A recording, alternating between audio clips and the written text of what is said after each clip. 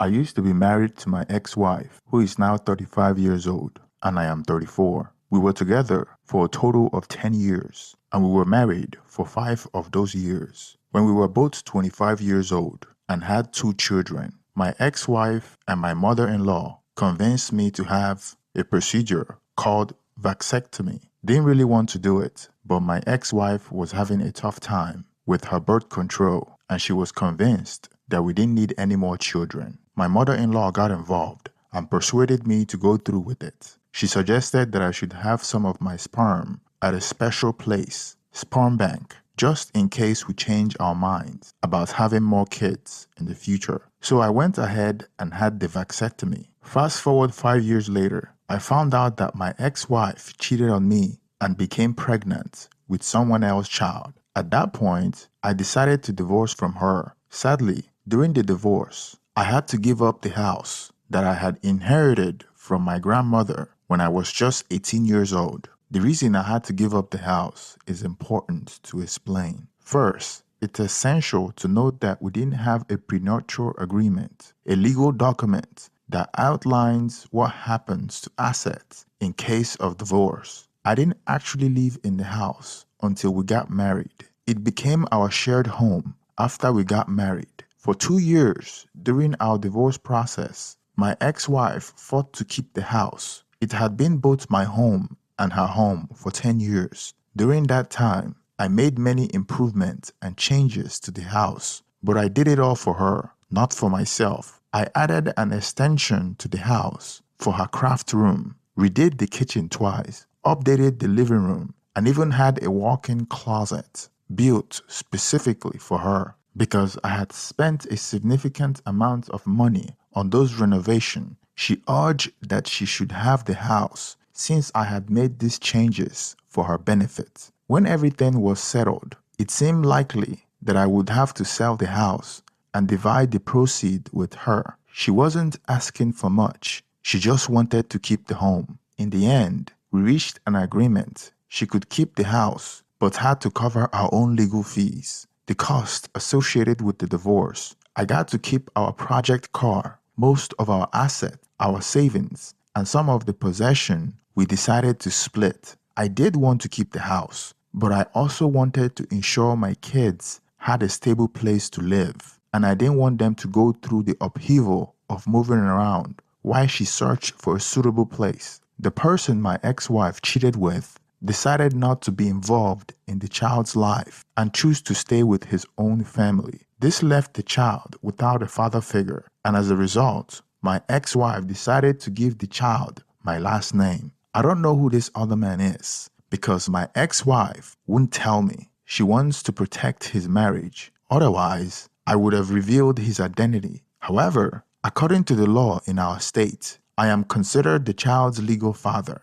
regardless of DNA, because the child was conceived while my ex-wife and I were still married. Even after a DNA test confirmed this, my ex-wife tells everyone that I'm a bad person and insists that the child is mine. She also claimed that I refuse to be part of the child's life. People around me consistently urge me to step up and take care of the child, often telling me to man up. When we went to court to determine custody, I faced a difficult situation. The court told me that I could have custody of all 3 children or I could have no custody at all. After a few years of co-parenting, everything seemed to be going well between my ex-wife and me.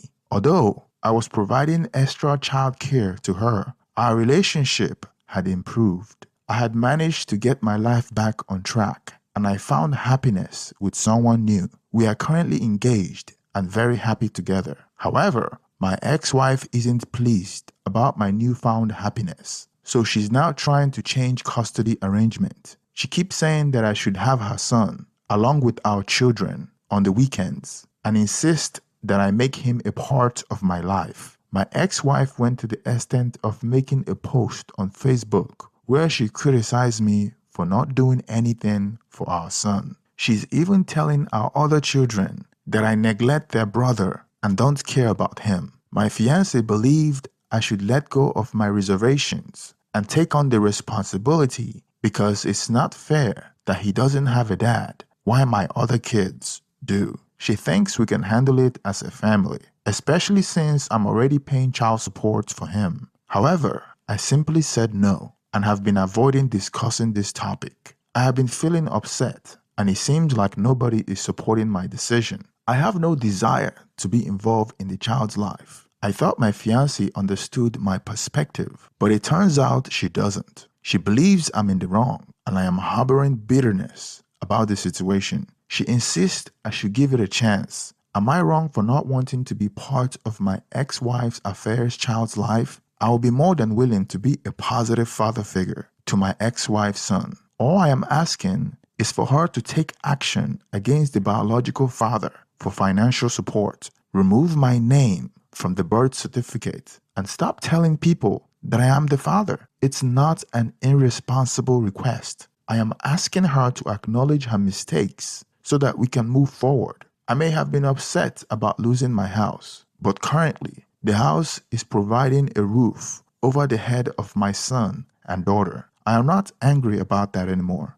Regarding my fiancée, she hadn't done anything wrong.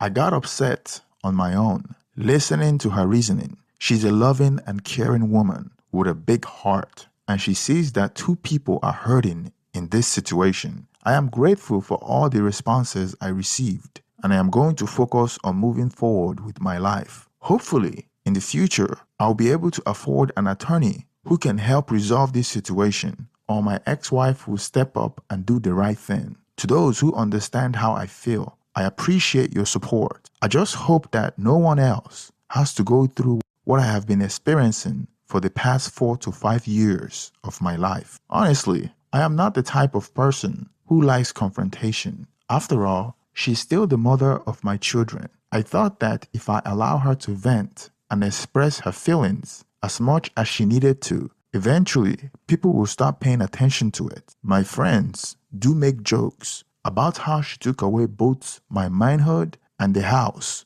during the divorce. But here's the issue. Everything was going well before I got engaged. I was taking care of our children and supporting her child. Our co-parenting arrangement was smooth and peaceful. It wasn't until I finally moved on and got engaged that she started having a problem with the situation. No, the cost of hiring a lawyer won't be more than what I will end up paying in child support over 18 years. But my finances are tight. I would definitely consider sitting down with a legal professional. But right now, I can't afford it. The situation is a result of state law, which allows this to happen. I know the baby wasn't mine. She knew it. And even the judge and lawyers were aware of it. However, the law clearly states that if a child is conceived during a marriage, the husband is legally considered the father. So in order for me to change this, both my ex-wife and the biological father would have to agree,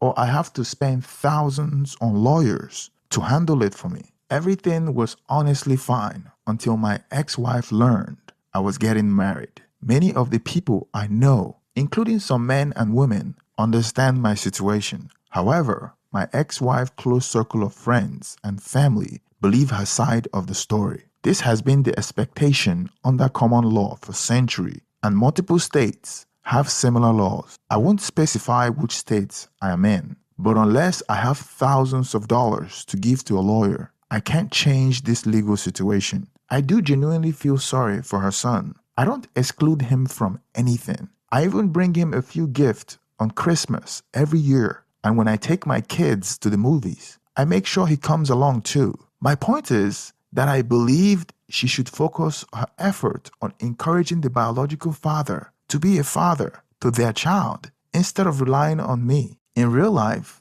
gaining full custody of a child takes both time and money. Most states are hesitant to take children away from a capable mother. In response to the suggestion that I should end my relationship with my fiancée, I have to say that she has been nothing but a positive influence in my life. She's truly a blessing. She loves me and my kids, possesses a wonderful heart, and is a loving, caring person. She completely understands why I'm upset about the situation, but she also sees how much I am suffering, as well as the child involved. She made a suggestion that I didn't necessarily agree with, but that doesn't mean I should break up with her because of it. I want to make it clear that I don't exclude my child from anything. When we go to movies, I take her son with us. I also make sure to give Christmas and birthday gift. However, what I don't want is the title of being the child's father. I would genuinely agree to help raise the child and welcome him into our family completely if his mother pursued the biological father legally and I didn't have to officially be called his father. I make every effort to ensure her child doesn't feel left out. Whenever I take my children somewhere,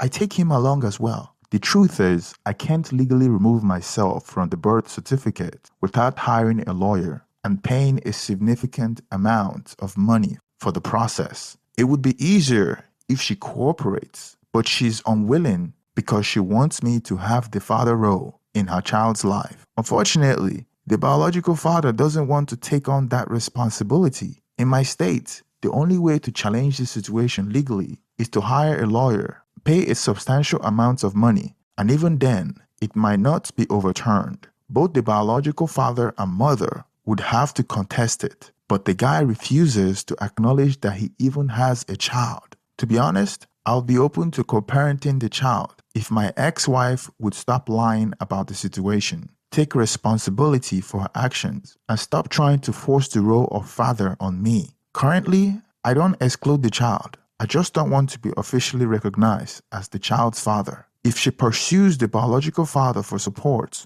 remove me from the birth certificate, and change the child's last name, I would definitely be more willing to be involved in the child's life. It's harassment that make me reluctant to do more. Right now, she wants me to be the father of all 3 children. It feels like having given her the house from the divorce, having had a vasectomy, and paying child support for her son isn't enough. I do wish I could get the house back, but that's in the past. Currently, if she agreed to remove my support obligations and pursue the biological father, I would gladly be the best sibling dad for her son. That's the end of the post. Let me give my reaction to the story. You seem like a nice person who is trying to do the right thing. It's unfortunate that the boy doesn't have a dad, but it shouldn't be your responsibility. You mentioned that your ex didn't want to tell you the biological father to protect his marriage, which is a double betrayal to you and her own son. She chose her affair partner over you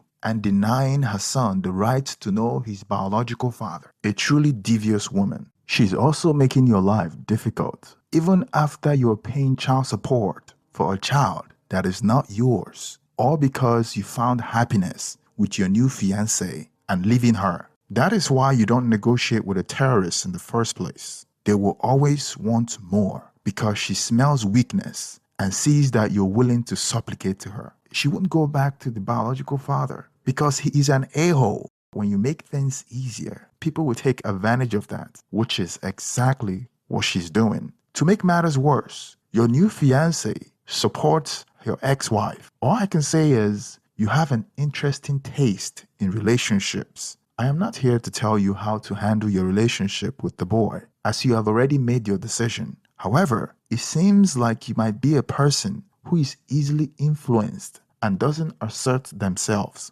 which is why your ex feels that she can control your happiness. Even your mother-in-law influenced you to get a vasectomy, which tells me more about you than your ex-wife. Even your new fiancé's actions are questionable, and she doesn't support your decision, which tells me a lot more about you. You're easy to get along with. You choose partners that are dominant in the relationship. You are not the alpha of your relationship. If your ex-wife would do the same thing to you, potentially your new fiancé seems like she can run over you and disagree with you on crucial decisions like this that will influence even her own life. My advice to you is stop hesitating. Be more assertive. Take control of your life. Work hard to make more money so you can afford a lawyer to help you navigate this situation. It's important to keep a close eye on your new fiancé, as she may not be on your side and could potentially do something similar to what your ex has done if she hasn't already.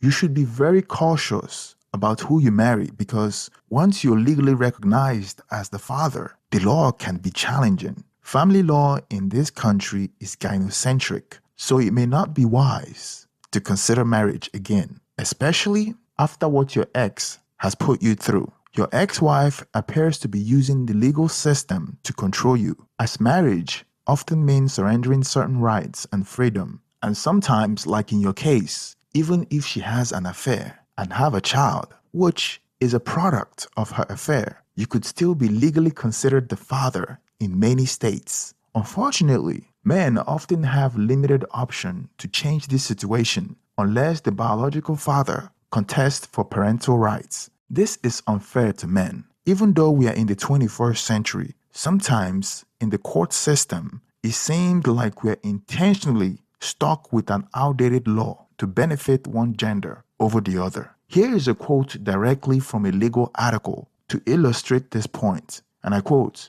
"In approximately 21 states and the Northern Mariana Islands, a man may be presumed to be the father of a child in any of the following circumstances." And I will mention one which pertains to our topic for the day. And it goes, he and the child's mother are or have been married to each other, and the child is born during the marriage or within 300 days after the marriage has ended. Close quote. In 21 states, even if your wife have an affair, gets caught, and you divorce her, and she becomes pregnant from that affair, you are still responsible for the child. It's quite surprising, isn't it? It makes me wonder why men continues to get married. It's like a choice between being brave or perhaps a bit foolish. Thanks for making it to the end of this story. Please hit the thumbs up to support the channel, and also subscribe if you haven't already. Let me get your reaction on the comment section. What do you think about this story? Thank you